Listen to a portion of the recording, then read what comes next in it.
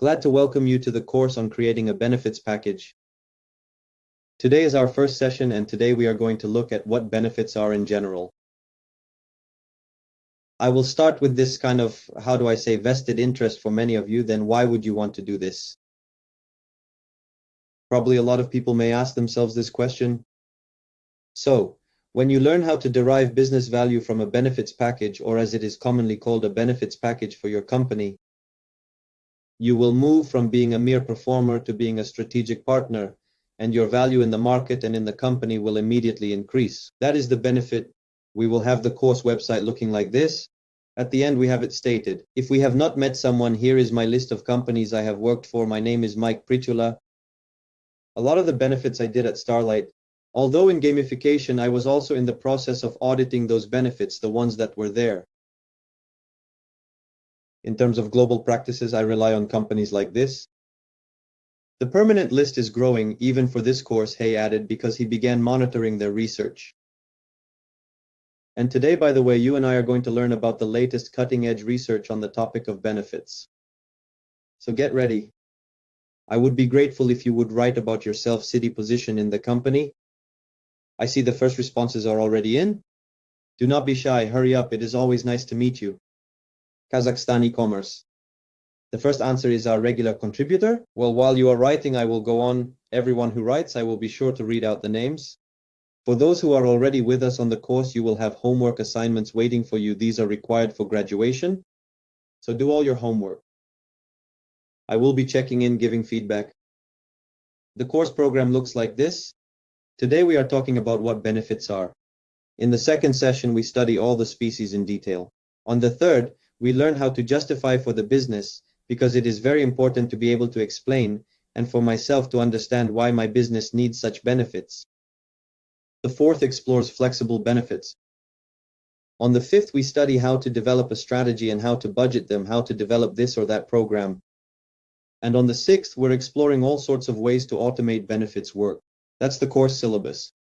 Okay, there's still an answer. Zarina Almaty HD. Cool, thank you for writing. Okay, here we go. Our program for today's class. We're going to talk today about the history of benefits, the role of benefits in total rewards or total rewards, benefit model according to the World at War organization.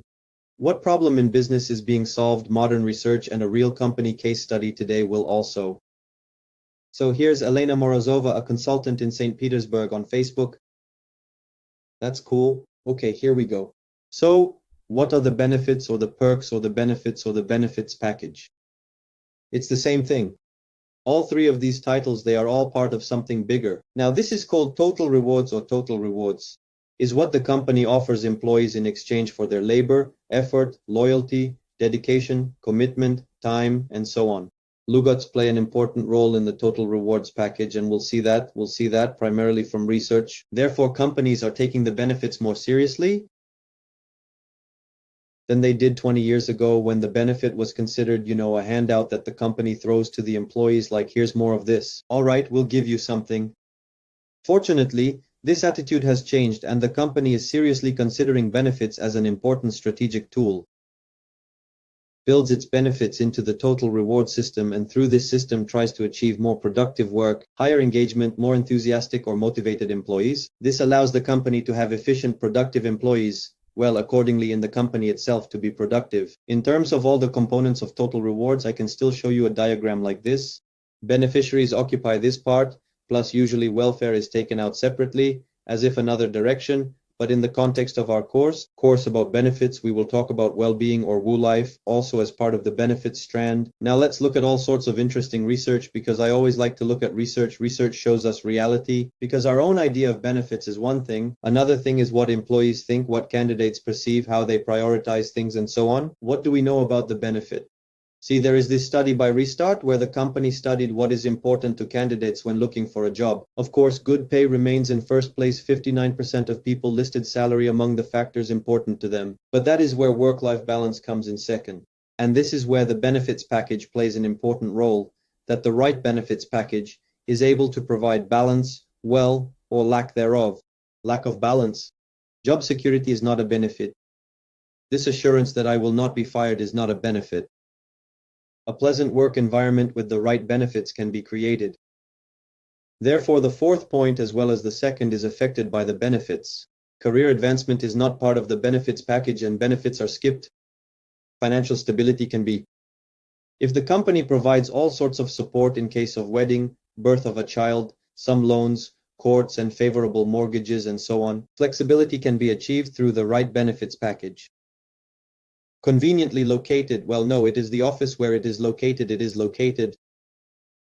Good training, not really, and strong leadership, not really either. So 1, 2, 3, flexibility 4, and work-life balance 5. 5 points out of about 10 most important ones here. A good benefits package can provide for employees. This is how you can see that from the employees and candidates' perspective, the right benefits package can create additional value for the company and may sway a candidate to choose your company. Let's move on. Now the next study is by Antal, which examined the availability of different types of benefits and compared their importance. This is local research in our region, not some Western studies. So it is probably no secret that insurance, especially in times like these, is really important for many employees, and many have it. Cell phone service that companies provide, for many people it is not that important anymore. Bonus scheme. Yes, by the way, there are different approaches to what to classify as benefits or not. I don't necessarily agree with all the studies. For example, I don't consider the bonus scheme as a benefit, but we'll study whatever research we have available. Let's look at what else. Flexible work schedules. Yes, it's very important for people, although not all companies offer it. What else is important? Car expense reimbursement, insurance for family members, perhaps additional vacation days, meal expense reimbursement. That's what's important. That's what's worth focusing on. Let's move on. Top 5 important benefits and gender comparison. This is also interesting because if a company is trying to achieve a balance of men and women in business, it's important to understand not just what's important to whom in general, regardless of gender, but what specifically matters to women versus men. So we'll try to select the top 5 for each group and implement them. So, insurance is more important for women, flexible work schedule is second for women but fifth for men, while the bonus scheme is second for men. Health insurance for family. For some reason, men indicated this, probably for their wives. Women chose corporate training, while men chose car expense reimbursement. Next, the availability of additional types of motivation. What else the company offers. Again, I don't fully agree with this study's categorization, but I like the prioritization. I like that, for example, out of all of this, the ability to work from home is most important to people. Comfortable workplace is second. Internal competitions and participation in sports events are third and fourth. So we can at least understand that the top 5 or top 8 items from here are what people will appreciate. That's what we should focus on, what types of benefits we should keep in mind. Let's continue. What are the most important tangible factors that motivate professionals? And this is the third study by Company H. Decent monetary compensation, bonuses for achieving set goals, these are not benefits. Well, from item number 3 onward we have benefits. Health insurance, reimbursement for additional professional education or courses, provision of a company car, meal reimbursement. By the way, a very expensive thing actually. Special individual rewards for loyalty to the company over time. Fitness, yoga reimbursement, extra paid time off and holidays, improved technical equipment in the workplace, life insurance, and then in descending order. You know, I like these kinds of studies. All those items at the end of the list are worth noting, because if you're thinking about them or have them, note that they're in low demand. Of course, they may be in high demand within your company, and that's good, so you should keep them. But if they're not in high demand in your company, then maybe you should think about, well, at least redistributing the money from there to somewhere else. So, the next point is, what are the most important intangible factors that motivate professionals, according to research from the company? Opportunity for professional development, leadership, personality, opportunity to perform diverse, interesting tasks. We can't classify any of these as benefits, but we can include various flexible work schedule options. Career growth, no. This one too, no. Opportunity to maintain work-life balance. We can. Freedom to propose ideas, no. Ability to work from home, we can. Company culture, not quite. Training opportunities, yes, if it's part of the benefits package. Company stability in the market, no. Challenges, probably not. Job security, no. Well-appointed office space. Transparency of business processes, no, and the rest is not as significant compared to the higher numbers. We can skip all the rest. By the way, play office, which people often like to hype about, is actually in very little demand. So it's something to think about last. Congratulations on significant dates also isn't worth much further consideration. Not many benefit items left. What are the most important material factors that demotivate? This is also useful to study, because we often talk about what motivates, but motivation is also heavily influenced by demotivation. There is no motivation when there is demotivation. So what do we have here in terms of benefits? Lack of health insurance, a reminder that insurance is needed. Reduction or absence of privileges in the benefits package. So you see, it's better not to cut benefits. Lack of ability to take unscheduled paid time off or holidays.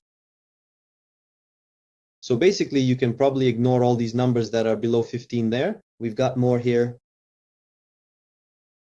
Those were material factors, and here are non-material factors. We can skip some things that don't relate to benefits. But lack of development opportunities, lack of flexible schedule, lack of ability to maintain work-life balance, these can be considered benefits. That's what can demotivate people. Let's move on. What motivates people in the job search process? Look, this is interesting. Attractive conditions and social package are number one. That's what shows the importance of a benefits package. How do you define work-life balance for yourself? How people understand it. Not working while on vacation, not working on weekends, having time for personal matters after work, leaving work on time, observing all these conditions. That's what work-life balance means for people. Work-life balance. Let's move on. What companies provide in terms of tangible and intangible motivation? Also a list of items to check. They largely overlap. Actually, when looking at different studies from various providers, you may notice that roughly the same items are at the top. You probably already knew about many of them, like health insurance, flexible work schedules, and other things. The good thing about research is that you can always understand that what we know is supported by studies, and you can show it to management saying that we want to implement this program because one of the points is in demand. And here's a study that confirms it. This study is also good in that regard. Okay, these were studies that, as I said, can be used to convince management. Let's now move on to the topic of benefits or perks themselves. I'll probably call them benefits for simplicity, but every time I say benefits, you understand that these are also perks, also part of the social package, just different names. So modern benefits play three important roles in a company. It's important to realize this and communicate it to management, attracting, retaining, and motivating employees. So benefits are not just something that the company introduced to somehow make people happy, like something insignificant we did because it felt good. We as a company felt good. We thought about how to make our employees happy. Let's introduce such a benefit. Okay, let's do it. And let's cancel it. Well, okay. This kind of careless or superficial attitude is unjustified because benefits are a serious, important, and powerful tool. It's like saying, oh, let's build a good reputation and then let's not care about reputation. Let's not pay people's salaries and fire everyone at the end of the month without pay. You can't do that either. The same goes for benefits. They play an important role. They should be taken very seriously, and accordingly, this system should be built correctly. The research we've looked at so far confirms this. Let's move on. For benefits to work effectively, it's very important to understand what employees want. Without understanding what employees want, it will be impossible to attract, retain, and motivate anyone. Because relying only on your personal understanding will make it difficult, so it's important to understand. Next, what are the main elements that go into a benefits package? Most often, it's a set of things to support health, such as insurance, to support well-being, such as reimbursement for gym memberships, something related to retirement, such as life insurance, paid time off, for example, additional vacation days or personal days or holidays. And work-life balance is a separate element of total rewards, but in this course about benefits, we'll be looking at balance too. So we'll be looking at everything together. These are the main elements. We'll go over them in more detail in the second session, including specifics and all that. Let's move on. Let's study the history. It's always important in everything to understand how it evolved, how we got to this point, how we ended up here. Interestingly, until about 1900, there was no such concept as benefits. It was a rarity. People worked, they were given money, and that was it. Goodbye. But at this time, there was a transition from an agrarian to an industrial economy. People started working more en masse. And the first benefit in history, which is considered to be the first such thing that appeared, was a pension plan for employees from American Express. A pension plan. There were no pensions then, of course, no pension plans of any kind. This is considered the officially registered first benefit. Then World War I broke out. There was an influx of new employees in the USA, and the first social programs started to appear, non-financial ones, support food and so on. In 1913, the Department of Labor was created, and various legislative benefits began to appear as a way to protect employees. And it should be understood that there was a huge bias towards male workforce at that time. That is, women in the world very often did not work at that time. Accordingly, all the benefits were directed towards men. In the 1920s, there was growth until the stock market crash. Different benefits started to appear. And of course, when the stock market crashed, many people lost their jobs. This describes the Great Depression that followed. So programs to support those who lost their jobs began to appear. The first employee insurance plans began to appear. Next, legalities in the area of benefits began to emerge.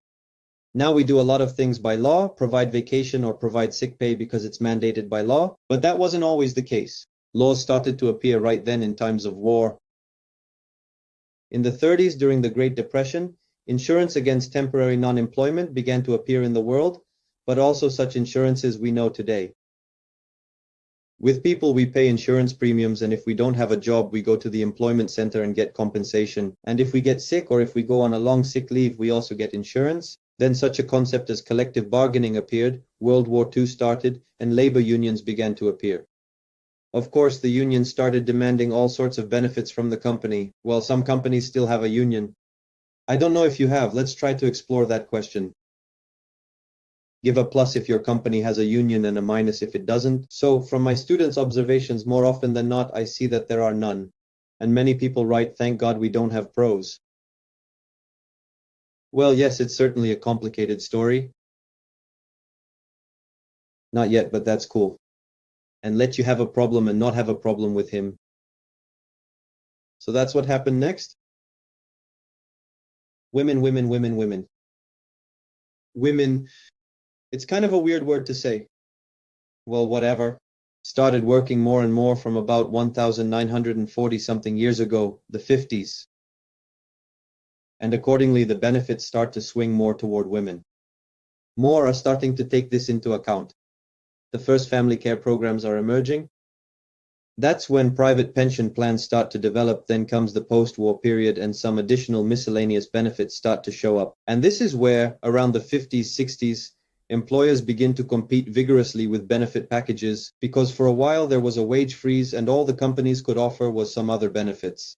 Beneficiaries, meanwhile, are all relatively inexpensive, and there is an emphasis on meeting the needs of the family. So the benefits were seen as something, as a way of taking care of the family. Then the Kennedy assassination happens in the United States, Vietnam. The demographics of the world change. There are more divorces in the world, more single mothers. And companies notice that there is a lack of support for this category of people. Accordingly, they start to rush here. Then there is the oil crisis, high inflation. A great deal of legislation is emerging to regulate beneficiaries. Single mothers are finally being taken care of, but single fathers are not protected here. Then there is the proliferation of computers. And that's where the value of the benefit skyrockets. So you could say that a lot of the benefits that companies are competing with now, they came about after about the 80s. Many of the benefits that are provided by law today, they came into existence between 1991 and 1980 as a consequence of serious societal problems. World War I, World War II, oil crises, stock market crises, all sorts of turmoil, wars, other wars, and so on. That is, the world took a bump, realized that people are not protected, and all these protections appeared. In the world, companies have realized that you can compete with benefits, So there are advanced benefits like gym or other benefits, but we'll talk about those as well. That's also when, sometime between the 80s and 90s, the topic of flexible benefits comes up. We'll be talking about them in the course. Let me put the equal sign again so the answers don't get mixed up. Who even knows, understands what flexible benefits are? Give me a plus. Those who don't know, haven't heard, don't understand, put a minus. And while you're betting, I'll say that the term flexible benefits has two ways of being interpreted. That's how I'd put it. Unfortunately, we don't have a normal separation on what are flexible benefits, what are not. So when you put a plus sign, I'm going to assume you either mean one approach, a second approach, or the two together. Okay, well, for now, let's just keep one. Okay, what are flexible benefits? So there are two approaches. The first approach is benefits that add flexibility to work and life. For example, a flexible work schedule is a flexible benefit. The opportunity to work remotely is a flexible benefit. That's one title. She's a flexible benefits practitioner. The second interpretation, where flexibility is not in how the benefit works, but flexibility in how it is provided. This is, for example, if you've heard a term like cafeteria plan, that's flexible benefits as well. That's a different interpretation. When the company gives the employee the opportunity to choose a package of benefits for himself, herself, based on some proposed options, alternatives. So there are different interpretations here, right here, where I'm showing flexible in terms of flexible work is emerging. That is, different variations of work schedule, different opportunities to work remotely, at home, and so on. In the 90s, information technology and the internet start to become very active.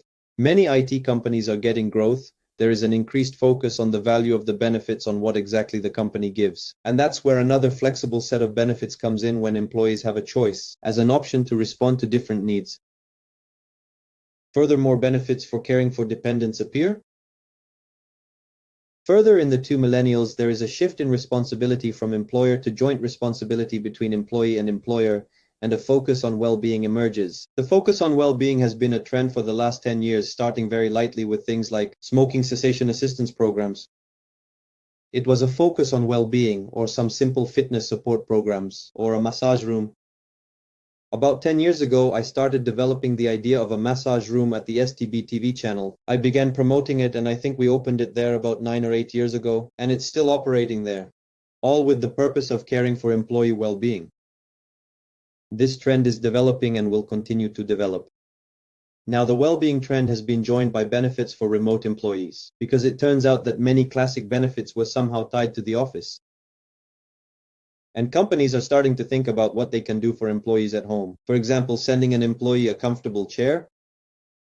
This is a good way to provide benefits or care for employees who work remotely. It's important to understand that benefit packages will vary greatly between companies, and there are reasons for this.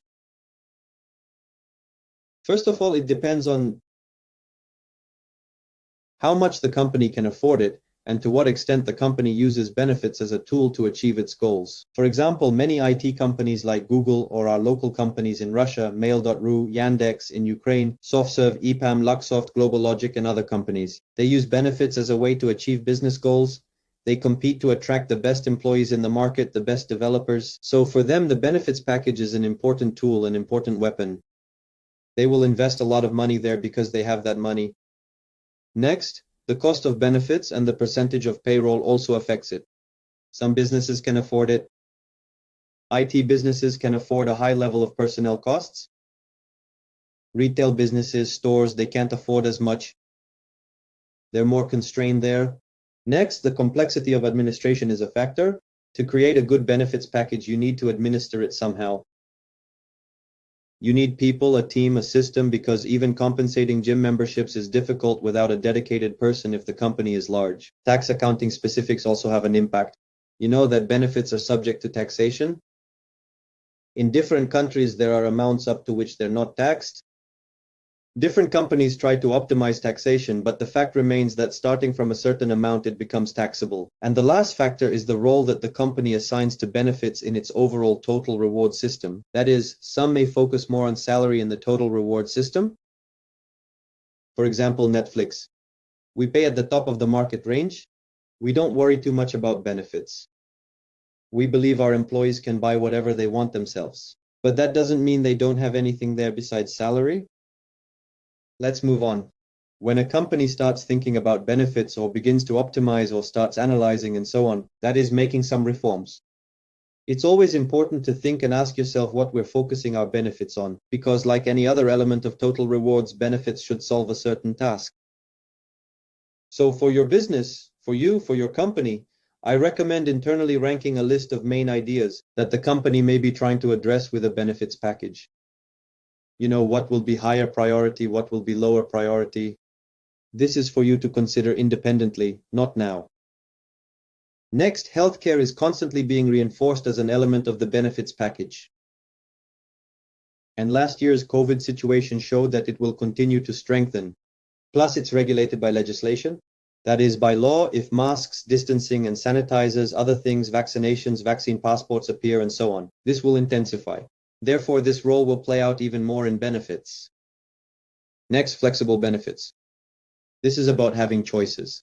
They can be monetary and non-monetary, called a cafeteria plan.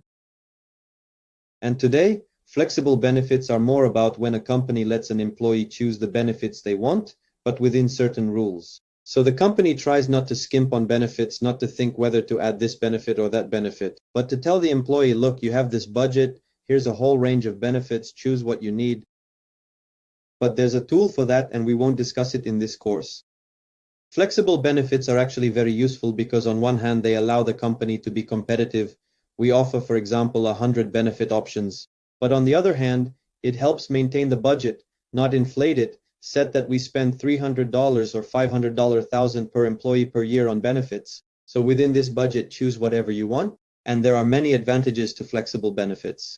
If a company has never introduced flexible benefits and is considering switching to them, here are instructions on how to make the transition.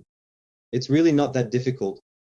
But, as always, the devil is in the details, and administering flexible benefits tends to be more complicated. Because you need to remember what was chosen, what was used, how much is left, and so on.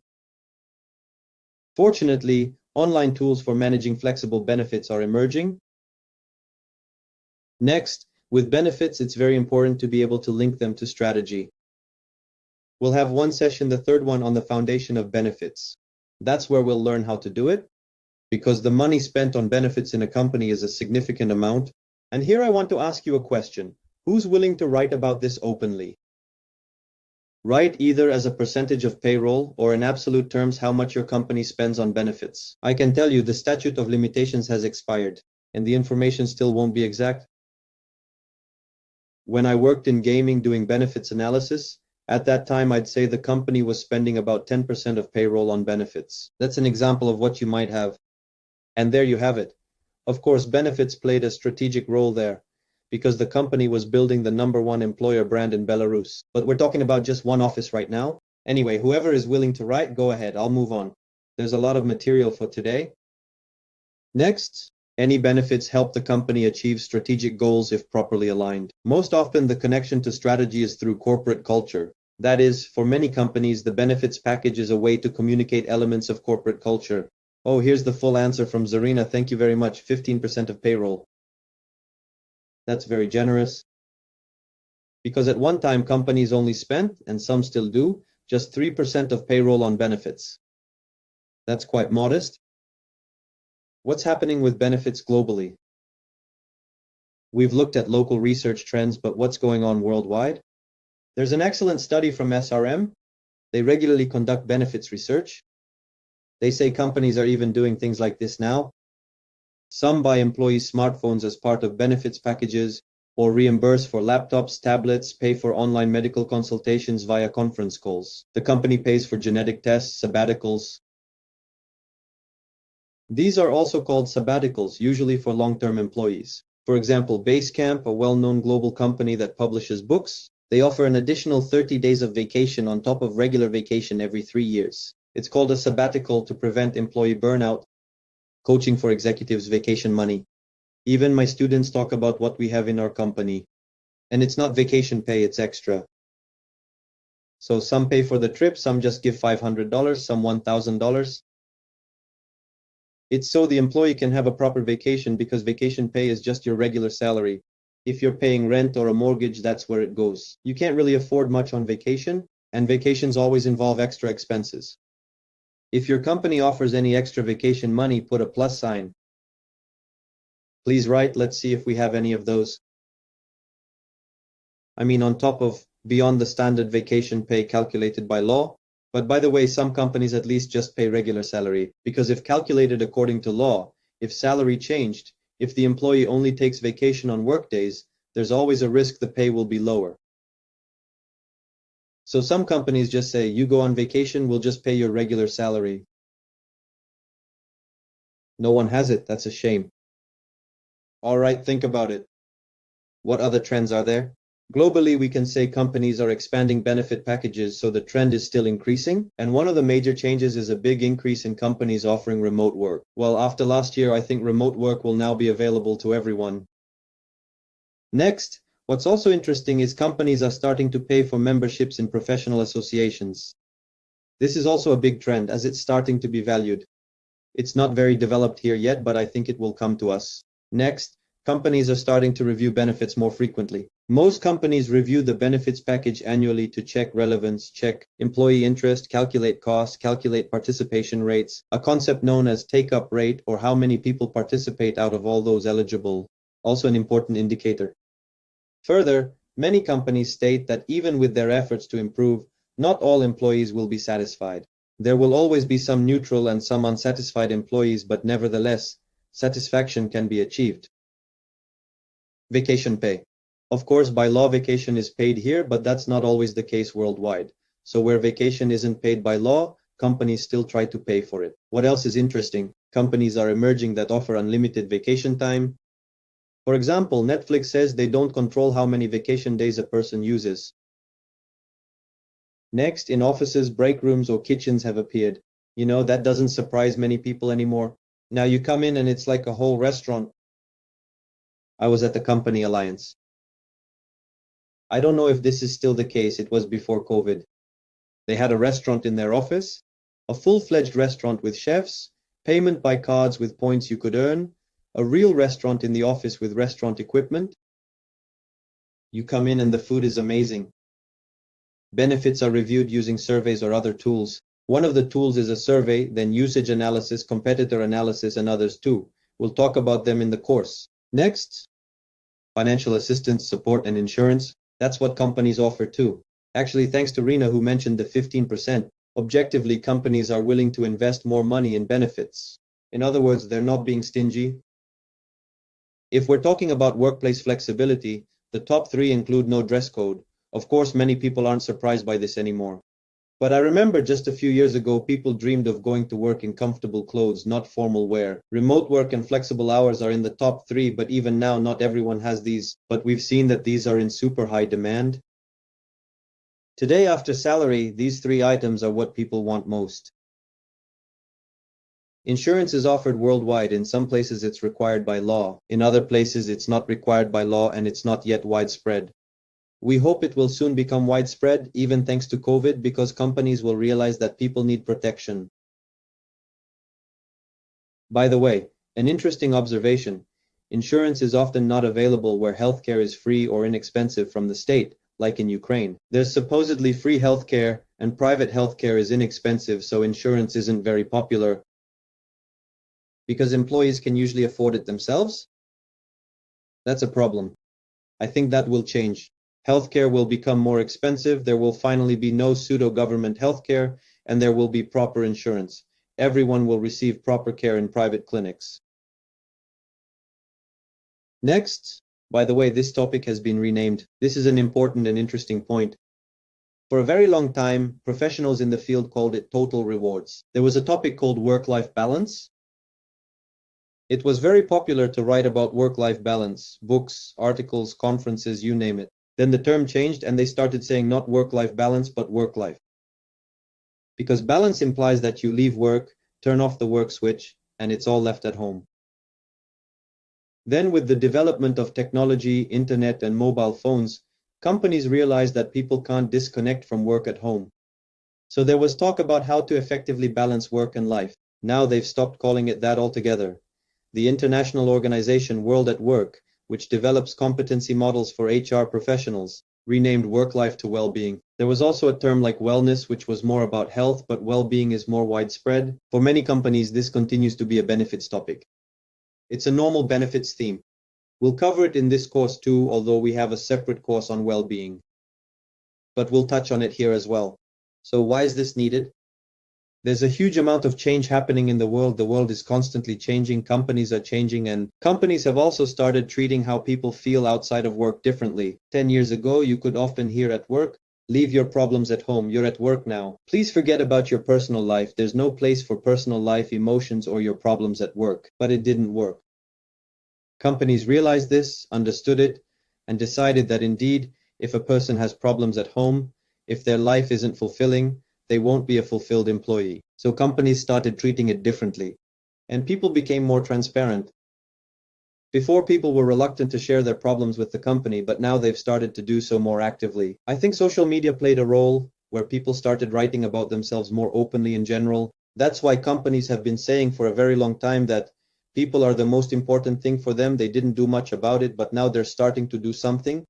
And for many companies, taking care of employees in the broadest sense isn't just a trend or a reflection of reality, it's a way to compete and survive. Now, companies that take better care of their employees are more competitive. Even companies you wouldn't expect are doing it. Classically, not these companies. What else stimulates this? What fuels this cauldron? There's an organization called Great Place to Work, which gives out awards to the best employers. It's an international organization. So, if a company wants to get that kind of plaque, that star and member thing, but for employers, they need to show that they actually care about people. So that fuels it as well. So work life, or as we'll now call it, well-being, today it's no longer just some trendy, cool feature that some company implemented to win HR Brand of the Year. Wow, good for you. Today, it's becoming a business requirement and an opportunity to stand out from competitors. It helps solve many different problems, issues with stress, overwork, health costs, efficiency. That's why companies are starting to focus on this. And for many, it's the only way to survive by focusing on employees' needs. This topic is also becoming more relevant because demographics continue to change significantly. Next, we have women who have worked so much. Previously, in many countries, women didn't work, but now they're starting to manage. More for equality. Women as CEOs, start boards of directors. Demand in Germany, demand 30% women, board of directors, and accordingly, companies are starting to think about how to combine this more effectively. There are a lot of interesting statistics about the role of women, but I don't think I have the feeling that in Ukraine or in Russia and Belarus, women in terms of rights at work have been oppressed. But there is such a problem in the world. In Europe, in the US, they have very masculine teams. It's much harder to be a woman. That's why movements such as feminists, they just appear and actively develop there. And what else in terms of benefits is going on? Generation Z, it's partly generational. And Generation Z, the most important value for them is family and time spent with family. These are the generations that aren't willing to sacrifice family for a career or a job. So here too, companies are forced to adapt and look more to the people side. So a lot of recruiters are already starting to notice that people are asking slightly different questions. They're starting to ask about schedules, download the ones that are the previous generation like X were not even asked about. And the WO life theme, which has now evolved somewhere in the 80s started. It took a long time to develop, long in terms of laggards benefits. It wasn't until the 90s that companies started introducing flexibly scheduled remote work. In the 2000s, only a third of companies were implementing. In recent years, 2/3 of companies have already implemented elements of flexible working. And now already this year, next year, a lot of companies are saying they're calling it hybrid operation. We have hybrid work, like you can work from home, you can work in an office, or there's some people working this way, some people working that way. So it's a trend. It's about harmony. It's about integration. Effective integration in our lives and our work. What is the theme of WO life or well-being today? Bottom line, the net result. It is a specific set of practices, policies, and programs. So it's not just some label, but we have it. And that's a real something that exists in the company. It's very closely related to philosophy. That is what companies believe in and should believe in if they want it to be. That actively recommend promoting mindfulness for life and not just work. Let me remind you why companies do this. As with other benefits, it's a way to attract employee retention. And we've seen in research that really employees, candidates, it's very important. It's very pro-retention women who, as mothers, They have additional needs in the area of effectively balancing how they work and how they parent, raise children who did not go to kindergarten or went to kindergarten but got sick, or went to school there quarantine, and first graders sit at home remotely. Here you go. Also, programs in this direction towards welfare are very much boosting people's morale in an era of super stressful jobs. That's very important. And as a result, increase efficiency. That is, less absenteeism, less sick people at work. Eventually, everyone works and everything is fine. Your engagement grows, health costs go down when such programs are implemented, and burnout is combated. In short, a total win-win, and there's a lot of program here. Here are a few examples. For students in the course today will be a case study of a company that has a very cool set of well-being programs. Looking into the future, it's certainly hard to predict right now with this COVID. I can say for sure that the topic of welfare, it will be more and more strengthened, more will be more programs. I mean, companies, I think, something like a personal coach to be for the employee. That is to help the employee to succeed in everything so that the quality of life of the employee is high so that he can work cool. A few books to recommend on the topic. It's certainly a weakness as a pioneer in the direction and good employee benefits. He coolly describes in the book Work Rules the perks Google has lined up and how it lined up. Dream Job is a very underrated book. It's just as cool as Work Steers but less well known. And of course from Basecamp in the Re-W book about not killing yourself at work. 3 books like this. Homework. Make a list of your company's benefits, sorted in descending order and importance to employees, and think about which 3 new benefits could improve engagement, motivation, and retention, and why those 3. So much for homework. This concludes topic number 1 of our course. In the second session, we will go into detail about the types of outfit. That is, we will be parsing what are not, what programs tasks solve, and so on. That's all for today. If you still have questions, write. If there are no questions, write down what was most valuable, useful for you today, what you take away for yourself today. I'm taking this opportunity to invite everyone to the course. The benefits are hot, hot, hot. Therefore, it is useful to take the course to enrich your toolkit and build a very effective benefits package in your company. Come on over.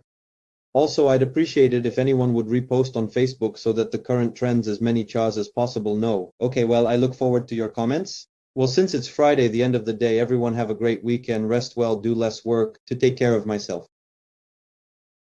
Thank you for the interesting story about in Please Alina. Thank you was the price of the statistic. Yeah, I always study statistics. Because our profession can't be based solely on opinions or assumptions. It's always based on statistics and analytics. So for any topic you're studying, considering, or implementing, always look at the statistics, of course. All right. Well, thanks for the feedback. Thanks again for your participation and for being online. See you soon. Keep an eye on the schedule. We're launching a bunch of courses next week too. Wow. Yeah, well, 3 more new courses are starting. So keep track, show up, learn, educate yourself, and implement everything in your work. The future of the company and its people depends on you. So keep developing. Well, that's all. Have a good evening. Bye-bye. See you soon.